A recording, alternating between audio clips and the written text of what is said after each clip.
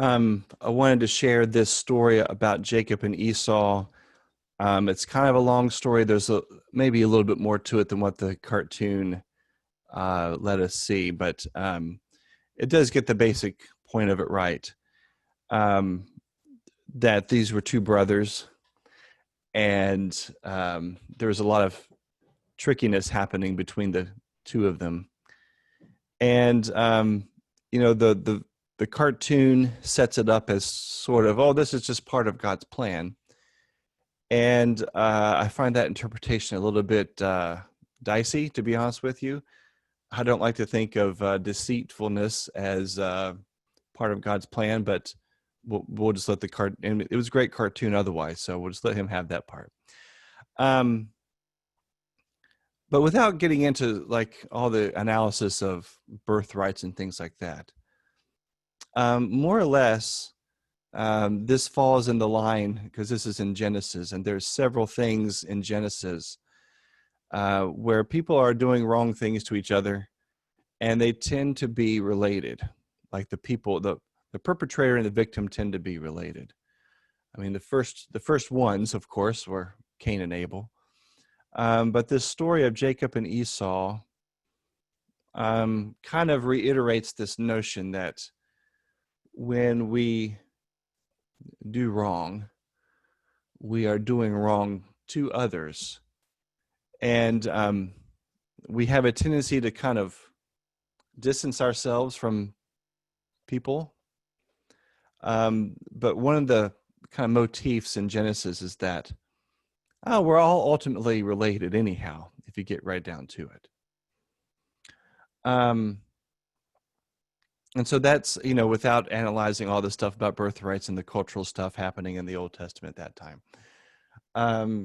Just to say that Jacob really did trick Esau. And one of the things that,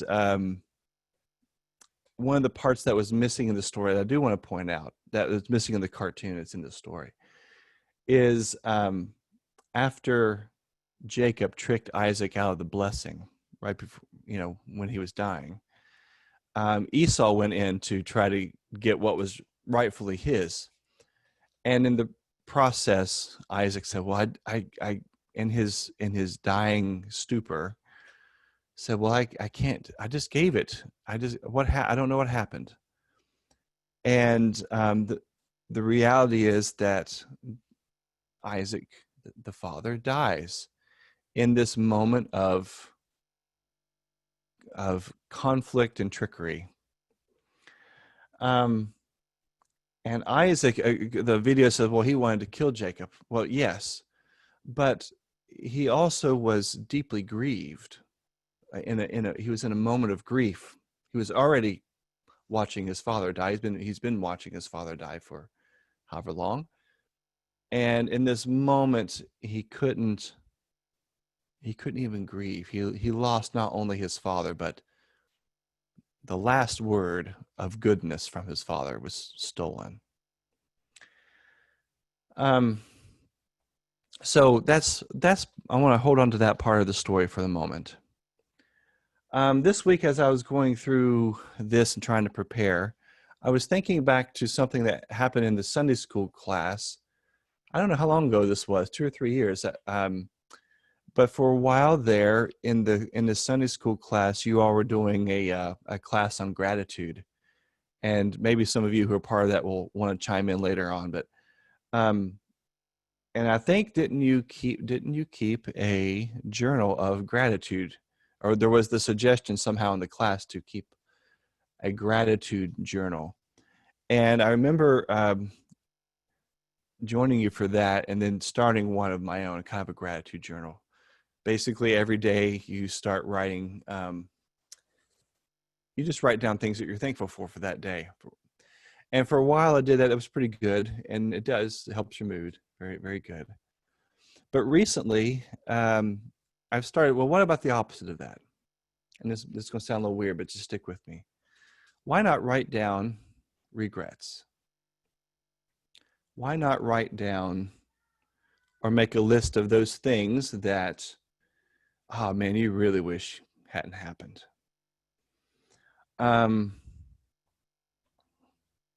Yeah, so I this way I kind of started playing with that idea a little bit and started writing down or listing in my mind at least some of uh, writing down some of my regrets.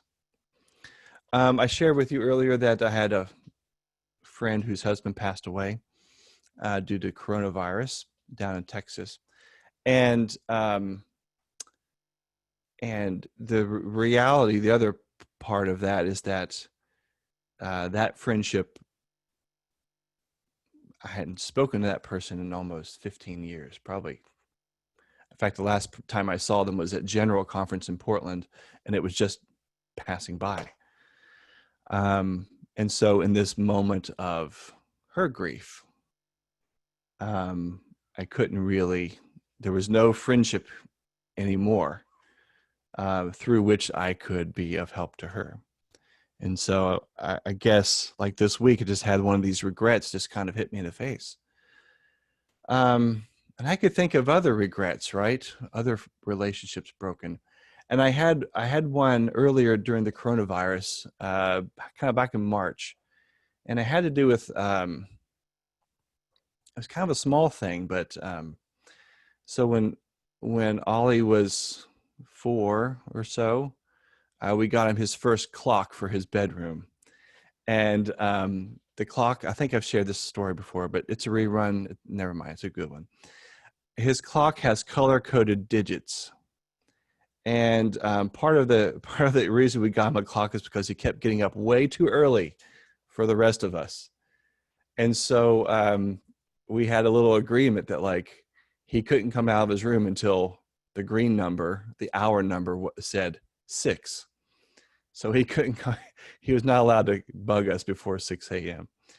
And so what would happen was that basically at 6 a.m. he would get up, he would go out of his room, and I could hear the doors, opening and things like that. And he would come next to me, still asleep, and he would whisper, "Daddy, the green number 6." To which I could share with him, "Okay, you can get up and be lively. You can get up. Let me go back to bed. You get up." And that he's grown out of that. And so I guess somehow during back in March, I had this moment of where I regretted not getting up at 6 o'clock with him, right, during that time. Not that I have any regret about him now, but just like I had this revelation that like I missed time. I missed precious time. And I'm still having a hard time getting up with him, but like, so we have regrets that are big, like friendships that have fallen through, maybe family relationships that have fallen through.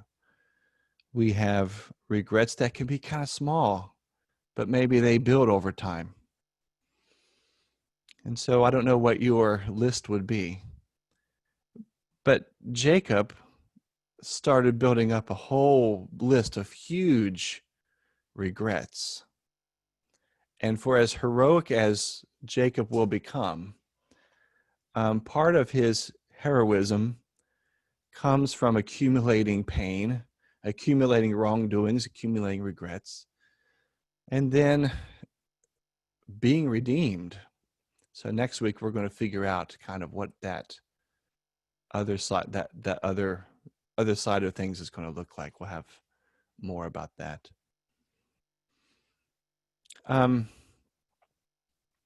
There's this saying, you've heard it in Scripture, that if you abide in the truth sets you free. If you have wrongdoings, if you have regrets, there is opportunity through confession, through honesty with yourself, of finding some freedom and some relief from those matters. And maybe that's what you want. Now, if I were to make my list of regrets, and if I were to go through some of them I won't be able to do, I can't do anything about. I just can't. Like, I would do more damage if I went back in, or that person has so moved on that they're so distant that I don't even know where they are, or they've passed away, or whatever. And so, on your list of regrets, are there things you can mend? When I was doing hospital chaplaincy, we had this little practice of, hold on. Close the door. Close the door. Sorry. In hospital chaplaincy, we had this practice that when you go to visit someone in the hospital room, that they, as a chaplain, they have a right to kick you out, right?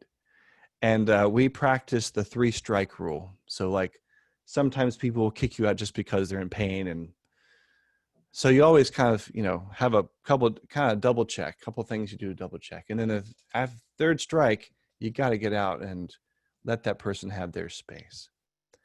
And it's always possible that, you're trying to be a good person and help them and whatever. But then you get rejected. But we had this practice, and this was a spiritual thing. The practice was when they kick you out, you leave the room, wash your hands, obviously. But you actually just say in your breath, just kind of a breath prayer, some sort of prayer to give the matter over to God. And trusting God to provide the care that person needs, that you won't be able to provide. I kind of have the same approach to regrets. There are some things that I can't fix because it takes 2 people and maybe the other person doesn't want to. Nevertheless, I can pray, Lord, I can only give this over to you. I can only give this over to you.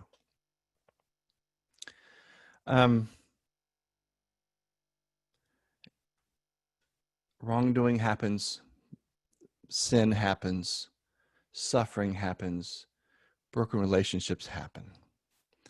Insofar as you can give matters over to God, give them over to God. Insofar as you are able to mend. And if you can't, you have to give them to God.